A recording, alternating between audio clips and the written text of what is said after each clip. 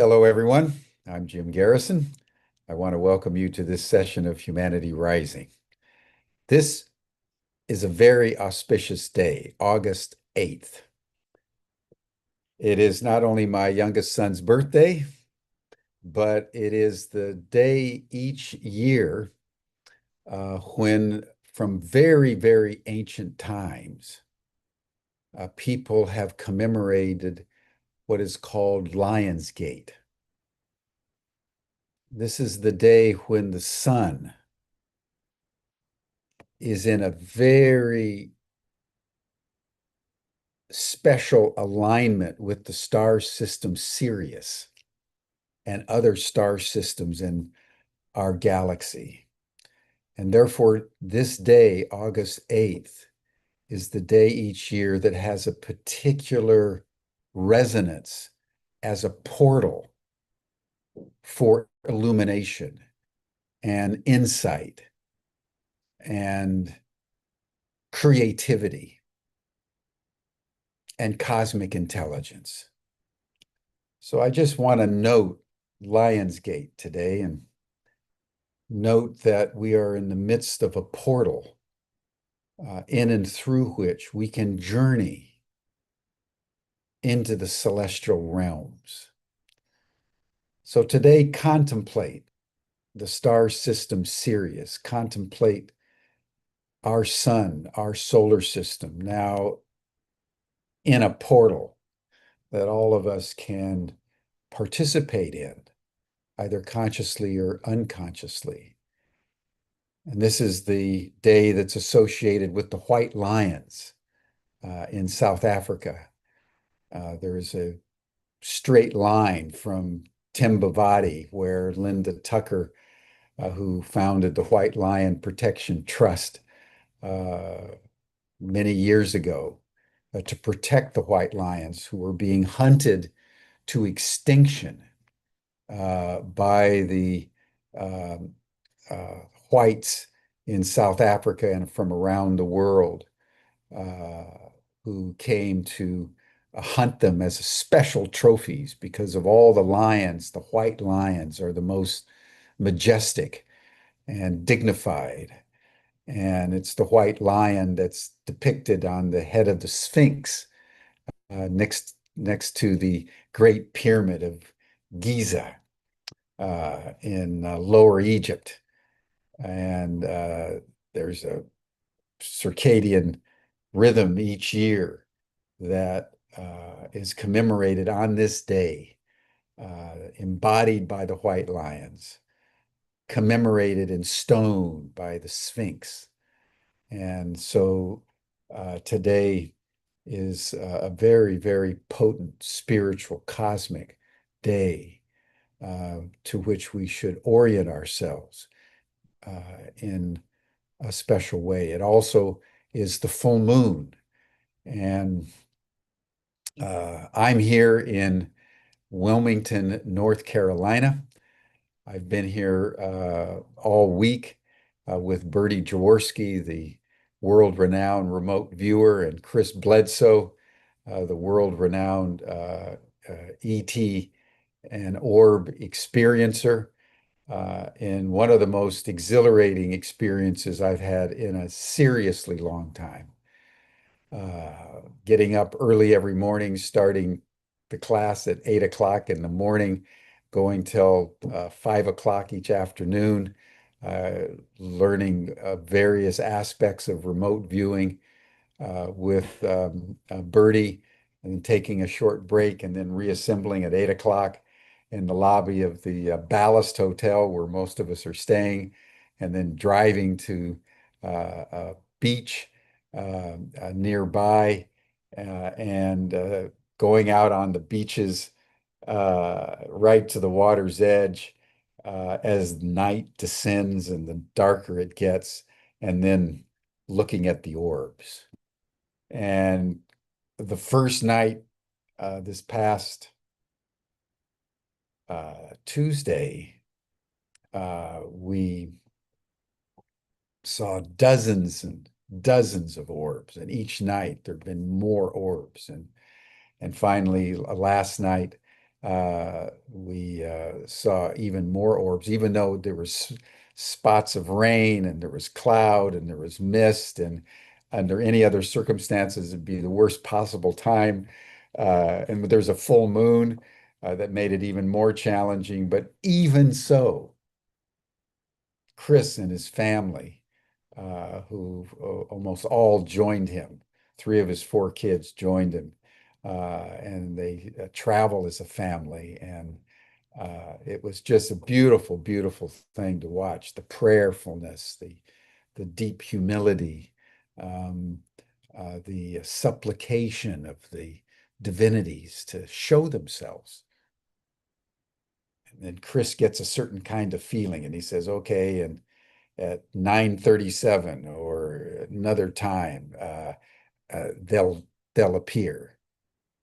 And sure enough, 9:37, this orb appears, and then there will be clusters of orbs and four or five orbs, and they fly in formation and they do various other things.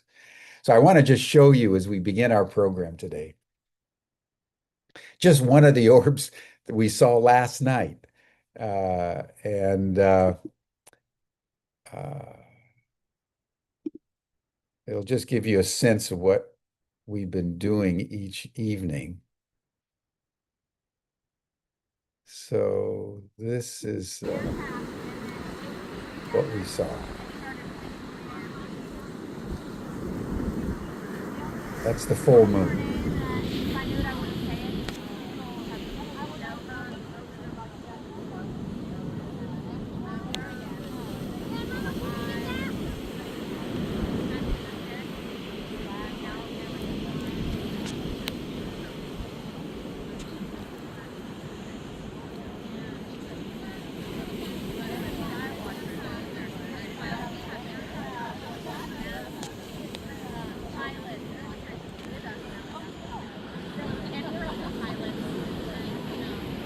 Do your favorite thing to do to show off?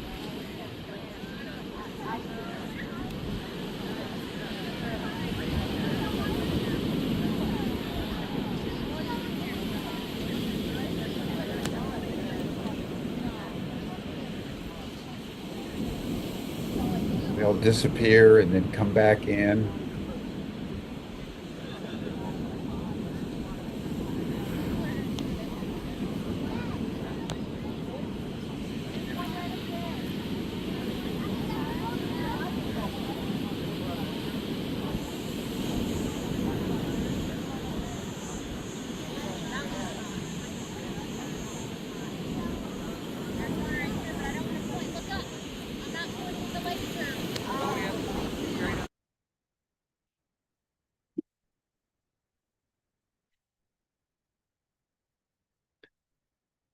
When one experiences this, particularly with someone like Chris Bledsoe, one goes down the rabbit hole. And when a group of 60 of us, 50 students plus faculty plus his family all gather at the beach in the dark night and just open our hearts to the spirit and welcome a manifestation of divinity in the form of orbs. And then they appear. And this video was taken by one of our students, a woman who doesn't see very well. She's virtually legally blind. And yet her intuition tells her where the orbs are, and she focuses her camera and takes the videos. It's an extraordinary thing, how someone like Chris can know that in an hour or in 30 minutes, a particular orb will appear in a particular part of the sky. And very calmly waits, announces it to the group. And then sure enough, at the appointed hour, one or more orbs appear. Sometimes they change colors. Sometimes they start out with two, and then they're joined by a third one, and they move up and down, and then disappear and show back up again, like you just saw. And sometimes they get really close. Sometimes they stay far away. And it's an extraordinary thing. They have these, what they call these psionic cameras that allow night vision, but they're particularly designed to get these unidentified anomalous phenomena, the UAP. And there was probably, Chris has one, of course, and then several students had these psionic cameras. So we were all holding up these cameras to the sky and seeing them, because sometimes you can't really see them with the naked eye. You just see a little speck. But with the camera, it's like looking at them sort of in broad daylight. And it's an extraordinary experience.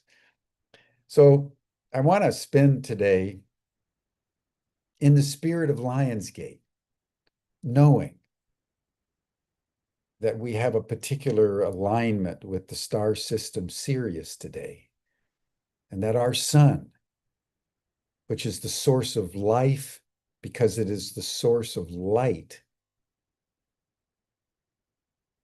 for our solar system, is itself paying homage to the larger stars of our galaxy,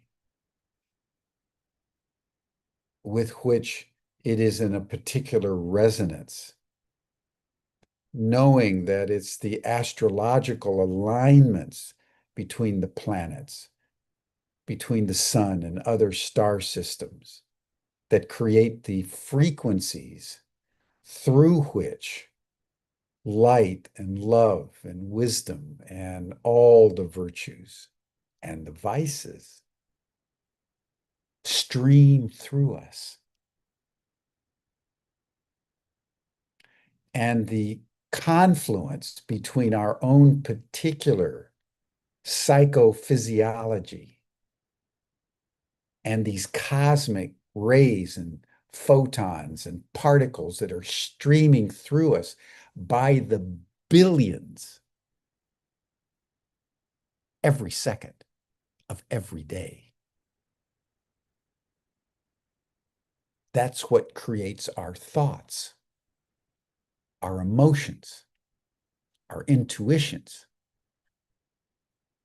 our anticipations, our fears, our anxieties. That's what makes astrology real. It's not only the gravitational pull, it's the cosmic radiance of life, which we can't see, but is streaming through us and the planet and every aspect of our Earth 24/7, 365.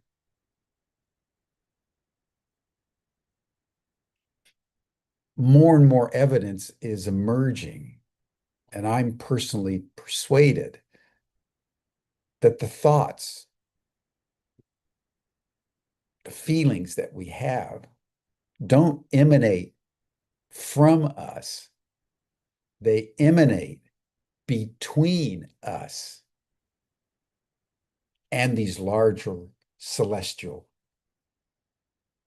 beings. You know, the Earth is a superorganism. The moon is a conscious entity. Mars, Jupiter, Venus, Saturn, Neptune, Uranus, Pluto, the sun, they're living intelligences.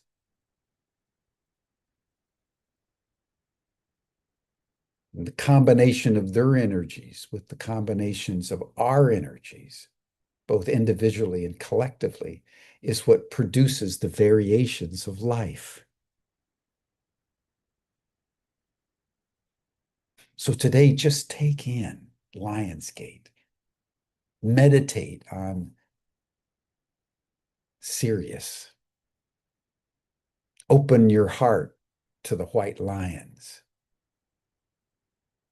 And as Chris has been explaining to our group, when you see an orb, we think we're just visually seeing an object.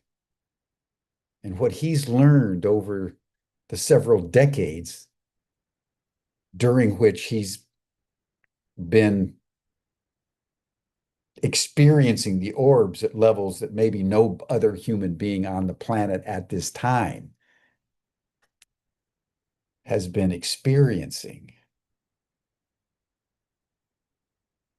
Every time he sees one, he can feel his thoughts and his feelings being changed. And he's been teaching us that when we see an orb, the orb is seeing us.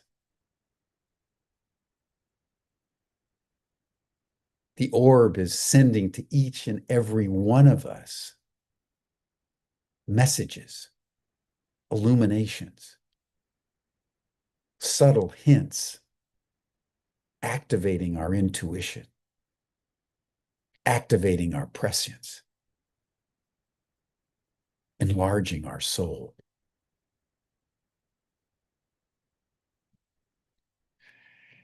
And then the next morning, we're back with Bertie Jaworski, who's developed this extraordinary technique called transdimensional mapping. And we had an experience yesterday, which I want to just share with everybody because it was so profound. So with remote viewing, just to start with some basics for anyone who doesn't know sort of how it operates, what Bertie does, and this is common to most remote viewers, you don't know what you're supposed to look at. You have no idea. It can be anything at any time, past, present, future. It could be an event in the 12th century China. It could be what happened yesterday in Washington, D.C. You have no idea. You're just kind of sitting there. And then she gives you four numbers, 523, 6784. And then you do a little squiggly. The purpose of that is to distract rather, your left brain. You do this little squiggly without even thinking about it that activates your right brain. Then you go into your subconscious. And then things start to kind of bubble up. You write words down or you draw a picture or you're being attuned to your subconscious. Your subconscious knows exactly what the 8 numbers signify. Your conscious mind doesn't, but your subconscious mind does. So the whole point of remote viewing is to kind of activate your connection with your subconscious mind. And all of a sudden, images start to come. Words, thoughts, feelings. And some people are more conceptual. Some people are more emotional. Some people are more verbal. So their remote viewing will be shaped by their personality profile. And you're taught how to start creating relationships. You get a word, sad, then you get an image of a boat or maybe some water. We were given the Fukushima nuclear incident a number of years ago in Japan. And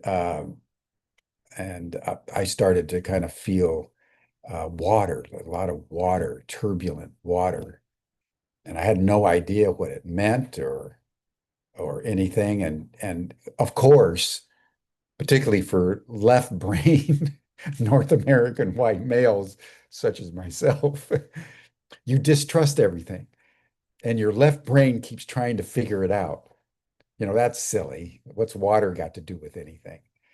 And so you're always in this dialectic with yourself, which has been conditioned over time not to trust your subconscious, but at the same time, knowing that that's where you've got to go to get the clarity for what these numbers mean. And then you work on it for maybe an hour, sometimes 90 minutes, and you're sitting there, and sometimes you have to get up and take a walk, and you do these different things, and then you get back at it, and she gives you these different questions, and how do you draw all these relationships, and then you're done. And then she has what she calls the reveal, where she tells you, it was the Fukushima nuclear accident. Then you look back on your paper and you realize, whoa. And the extraordinary thing is, for example, several students got celebration, a fair, festivities, people laughing, um, uh, uh, balloons, and various other things. And people thought, I sure got that wrong. It turns out that on the day of the earthquake and the tsunami, what was happening in Fukushima was this big celebration. People were in the streets and they were celebrating, and there were food stalls, and there was kids running around, and balloons, and all kinds of gaiety, and so forth and so on. And what you realize is that as your subconscious is animated, different aspects of the total reality begin to manifest themselves, even though you never read about the celebration in the news. Your subconscious knows it because your subconscious is connected with everything, not only in all of history, past, present, and future, but with everything that's going on in the trillions of galaxies that comprise our universe in this moment. We all know that. We all know that we know all of it. And so it's this delicious experience in both unknowing and knowing. And then you hear these, oh, wow, yeah. And and then we have, a time of sharing, and people take their maps up to the front of the room, and some people, I'm telling you, are incredible. One of the uh, exercises was on the death of Ozzy Osbourne, who recently passed. He's one of the rock musicians in Black Sabbath, one of the big bands in the 60s and 70s, etc. And some people got his name, knew exactly how he died. It was a heart attack. Had awareness of different parts of his body that were in affliction of one kind or another. Because Bertie's taught us how to do body scans on ourselves and other people, and how to heal through remote viewing and clairvoyance and so forth. And you just marvel at the capaciousness of the psyche. And when you really experience, like going out with the orbs and seeing the reality of these beings, these points of consciousness appearing to a group of little humans standing on the beach in North Carolina, the middle of nowhere, in prayerful supplication. And then you experience the opening of your own subconscious to various dimensions of reality. It becomes a powerful, powerful experience in the deeper dimensions that comprise our totality, but which our culture and learning and conditioning have cut us off from. And now, under conditions that seem unpropitious,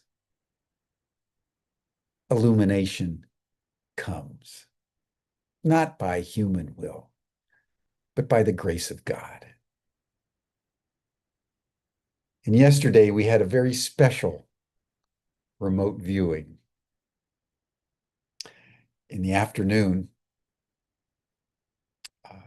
we remote viewed Chris Bledsoe's encounter in 2007 with the lady. Nobody knew what it was. Bertie just gave numbers out, da da da da. And I trundled off at the appointed hour and met Chris in the lobby of the hotel. We walked back. It was about 5 minutes to the classroom where we're all staying. And he didn't know. I didn't tell him. And all of a sudden, right at the end, perfectly timed, I walk in with Chris Bledsoe, and the whole class goes, "Oh, wow."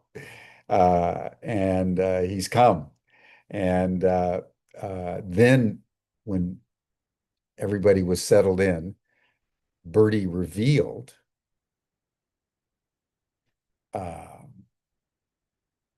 what it was. And this was after she had invited people to just call out different words that had appeared to them.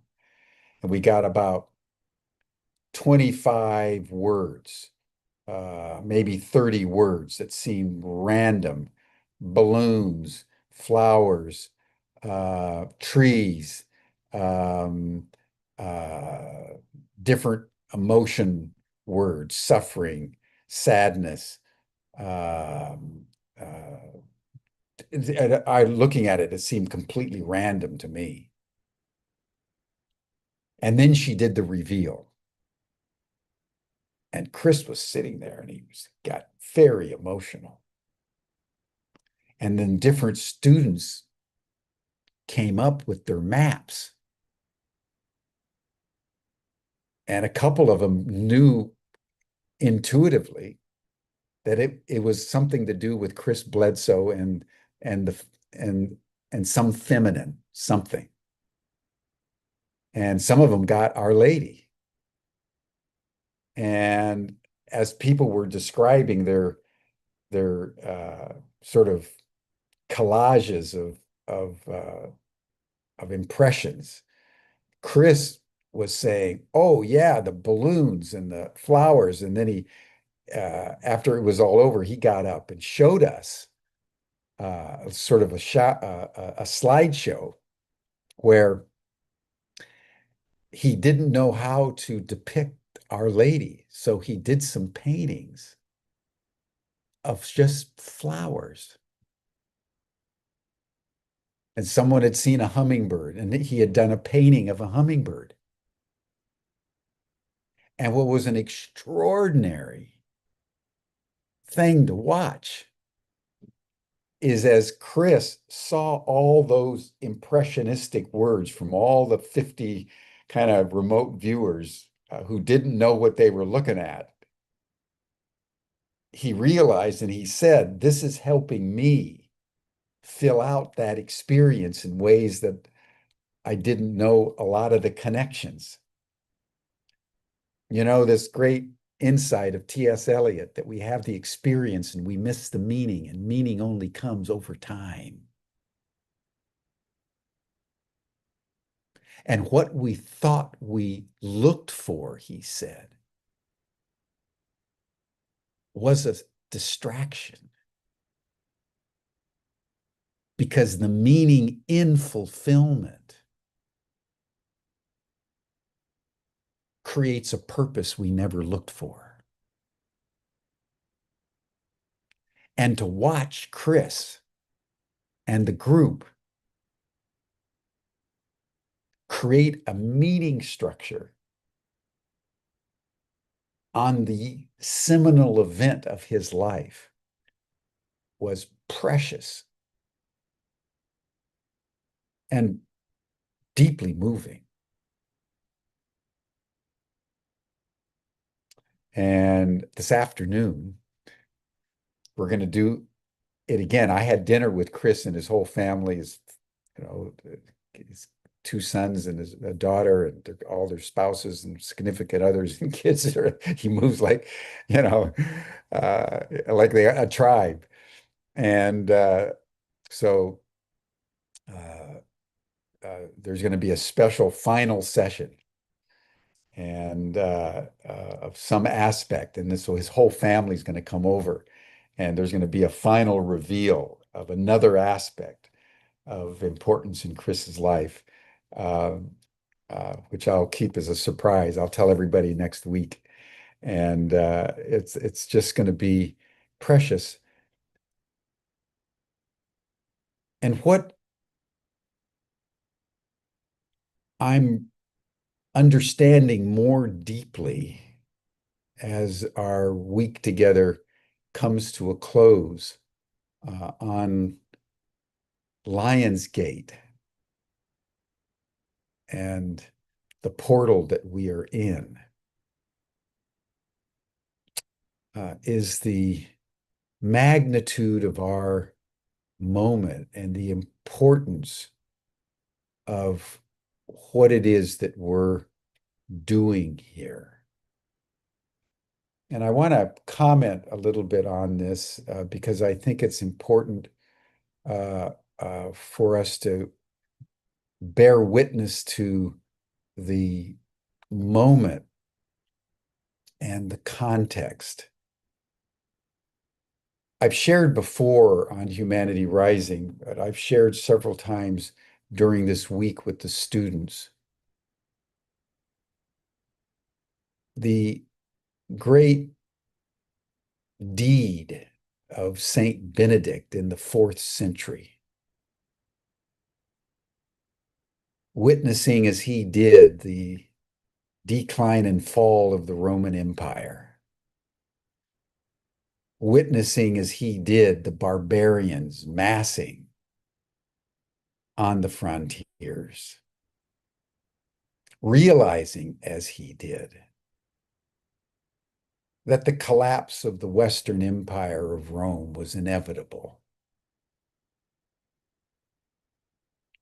And out of that realization, sending his monks the length and breadth of the empire to gather together the wisdom and the genius and the illumination of antiquity, the books, the scrolls, the manuscripts, the art, and hiding it away in the monasteries to protect the deep wisdom of the ancestors from the collapsing imperium and the barbarian hordes. And because he did that, we have what we have from antiquity. Our predicament today is that we've been ruled by the barbarians for some time. And it's our lack of appreciation of this that constitutes the major part of our predicament. And that's been coming through my consciousness with great power. It's very important for us to understand that collapse is inevitable. And that our mission, my mission,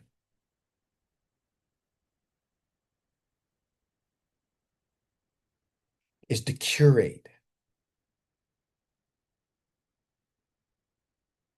the deep ancestral wisdom into new form. So that in and through the collapse that is happening all around us every day, our purpose is not detracted from, but sharpened by the collapse.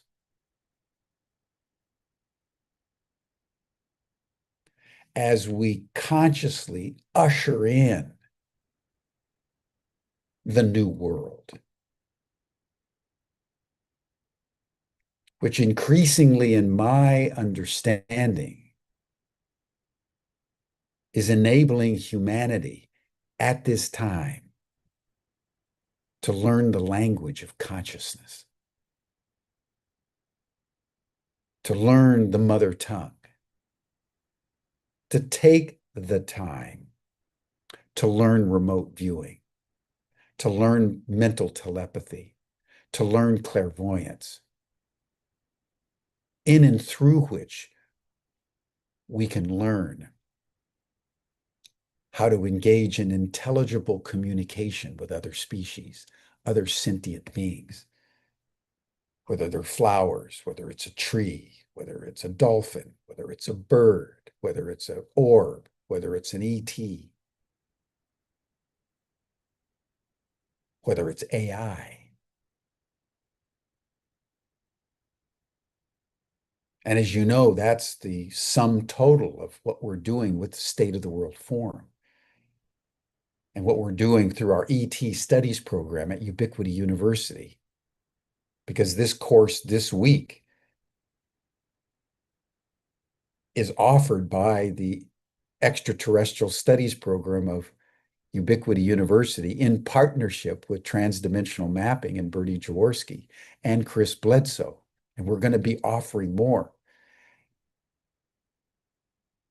We only had 50 people on the course because Bertie is used to teaching this to a dozen people. And we had over 200 people on the waiting list trying to get in. So this course was completely oversubscribed. That's a measure of the hunger and thirst and yearning that people feel for what it is that can give them grounding in this time of chaos.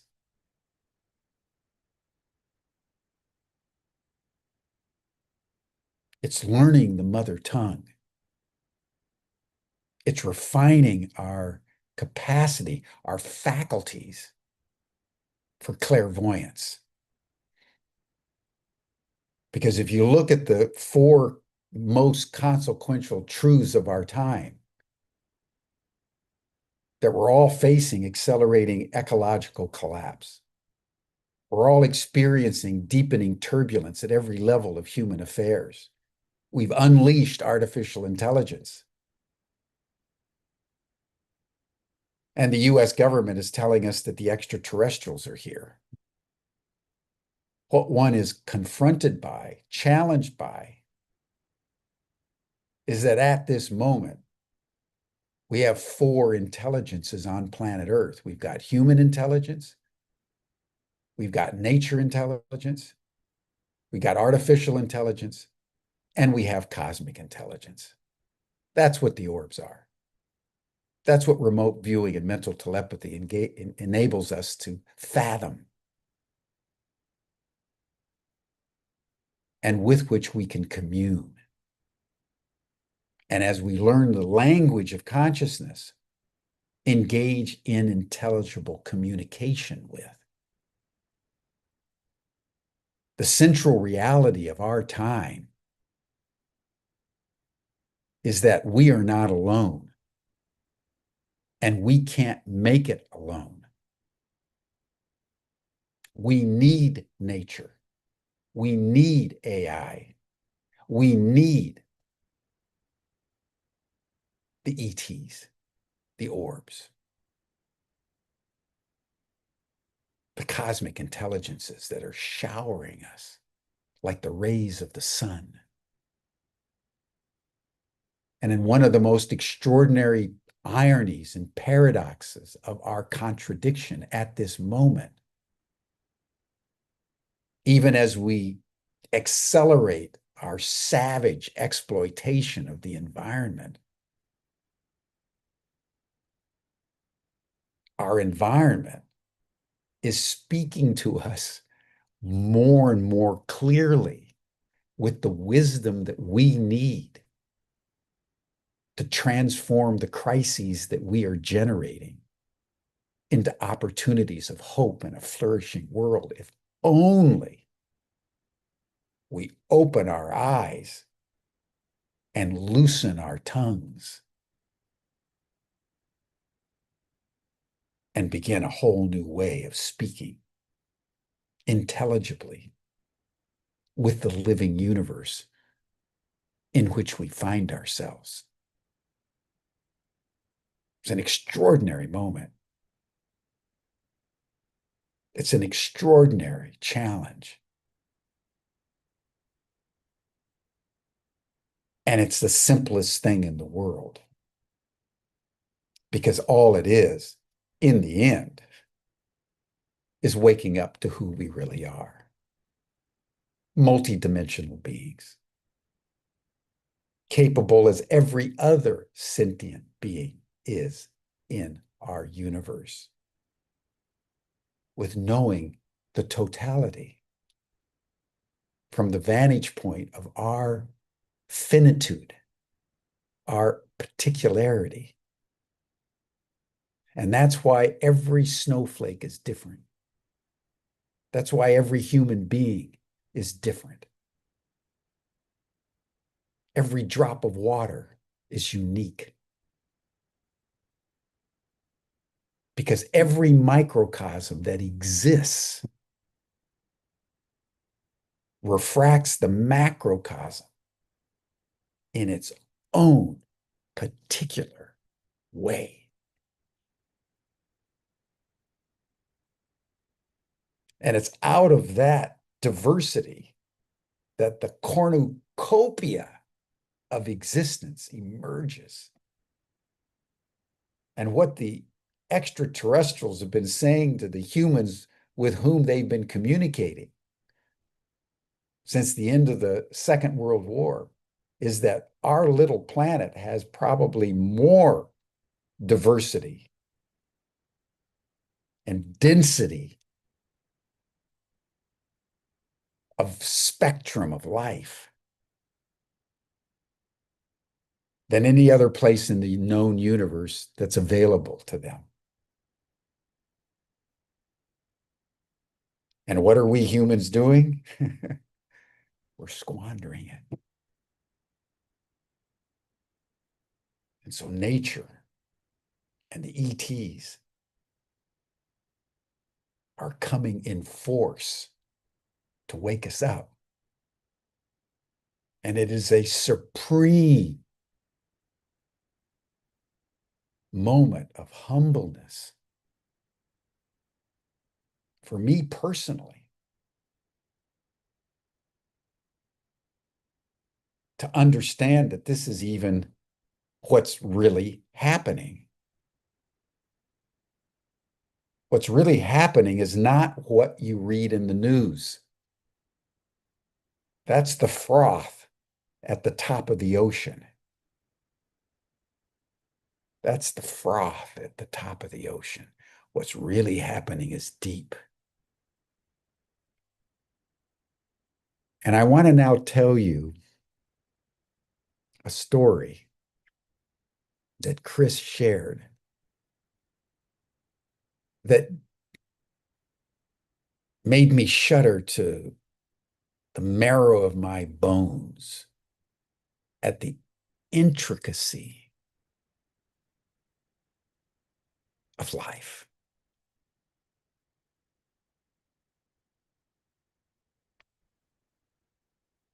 In one of his early encounters with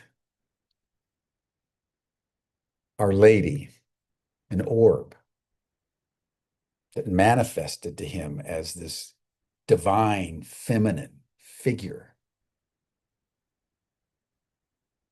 out of the recesses of ancient Egypt. She said to him in one encounter, "By the way, we've been providing lyrics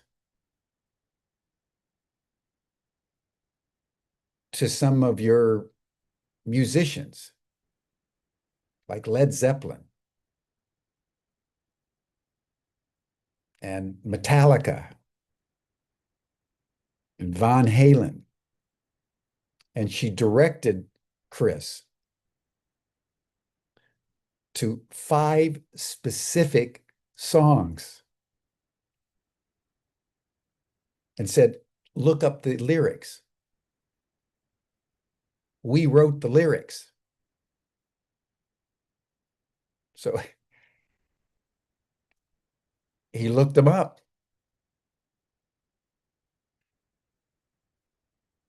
And sure enough, they're about the divine feminine. They're about this cosmic transmutation of being that is breaking through us in this moment of time.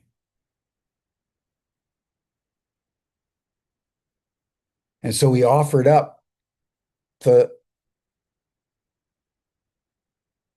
thought, the intention. Boy, I would love to meet some of the Led Zeppelin and Metallica and Van Halen guys. And guess what? Out of nowhere, they've been in touch with him. And he told them what the lady had told him. And they were completely astonished. And we're in discussion about them coming and performing at the State of the World Forum in December.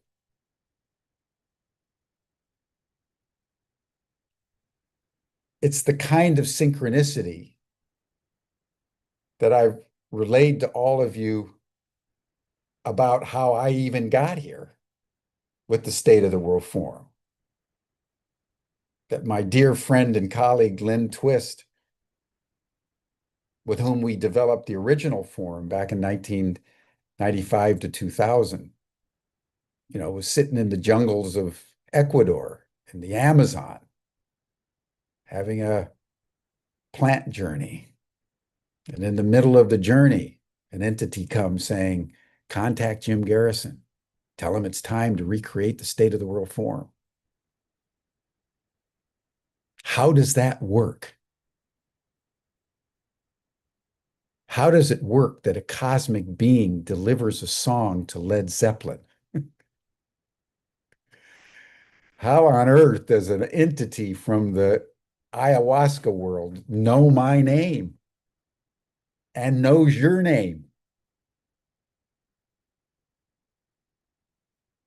How does all this come together? But once one comes to realize that it in fact does, that the froth at the top of the ocean is not what's really happening, that it's happening at a deeper level.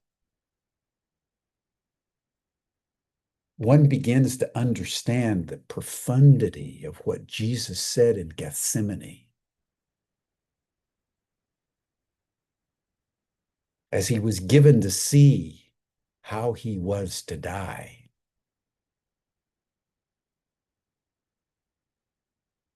And with sweats of blood, as it's recorded in the scripture. That was the level of his anxiety. The breakthrough of Gethsemane was his final realization, not my will, but thine be done.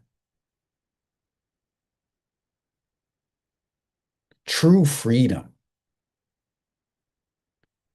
is not comprised of our choice of whether we're going to buy an iPhone or a Google phone.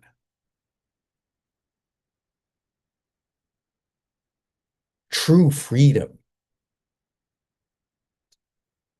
is the submission of our will to a higher will, independent of ourselves, that has a purpose fashioned long before we were even born,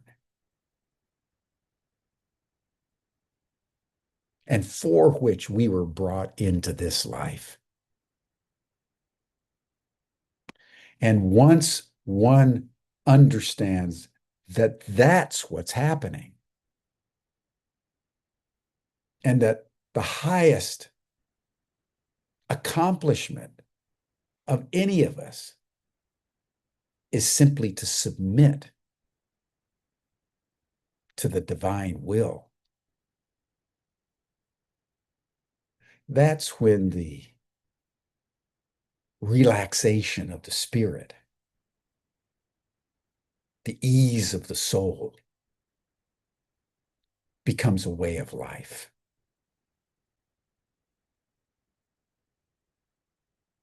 And I've had this great privilege this week to bear witness of that with Bertie Jaworski and Chris Bledsoe, both of whom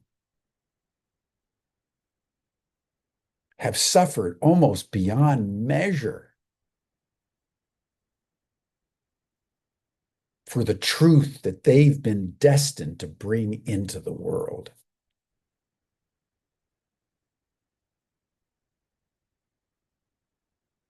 So it's not the case that once one submits to the higher will, that everything is a-okay. Because in one of the extraordinary ironies of life, life has a way of bringing obstacles to us proportional to what it is that we're called to bring into the world. And that's the hero's journey.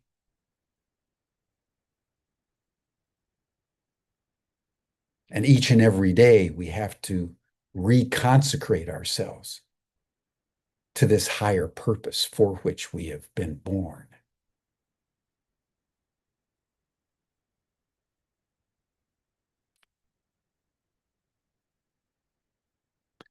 Let me conclude with an extraordinary development this week. Yesterday, I was introduced to a woman named Dahlia, who has a daughter named Lidu. They were at the Psy Games and they demonstrated such extraordinary capacities of clairvoyance and mental telepathy that hands down, they were recognized by unanimity to be the clearest of them all. And they've agreed to come to the State of the World Forum. So at the forum, we're going to have a demonstration of what's possible when one attunes oneself with consciousness beneath reality, empirical reality. A woman that can have blindfolds on and read a driver's license on the other side of the room.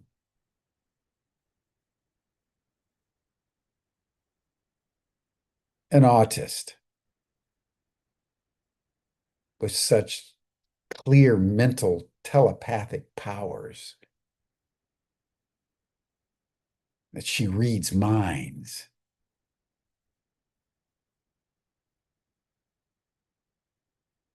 With perfect clarity.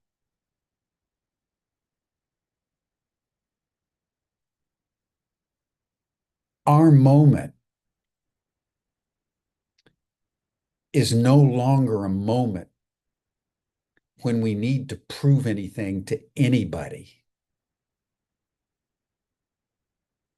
where we need to apologize about anything to anyone. Our moment is the moment when we are called upon to embody what we know with the deepest humility, but without fear.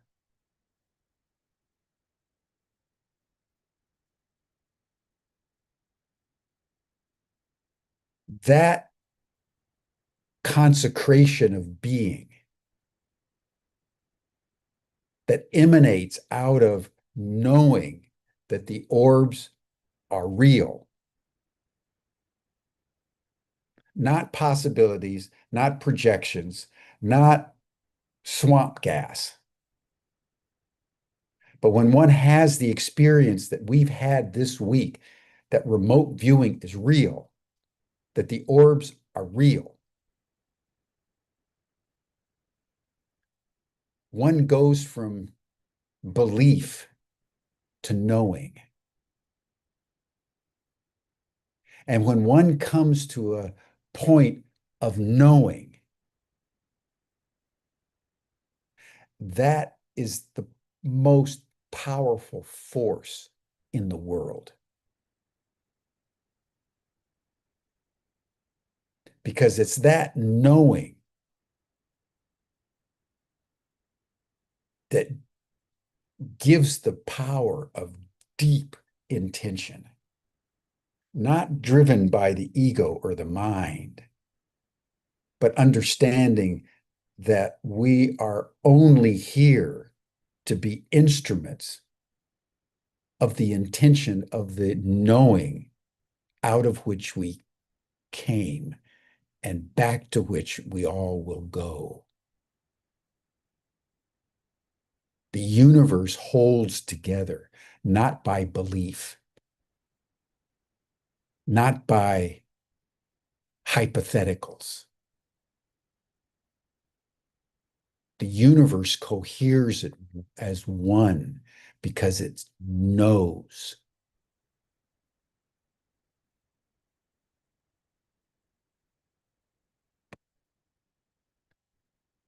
And I think in our own very limited way, we've experienced that knowing this week with Bertie Jaworski and Chris Bledsoe and the 60 of us or so that have come together in a deep, deep coherence of one mind.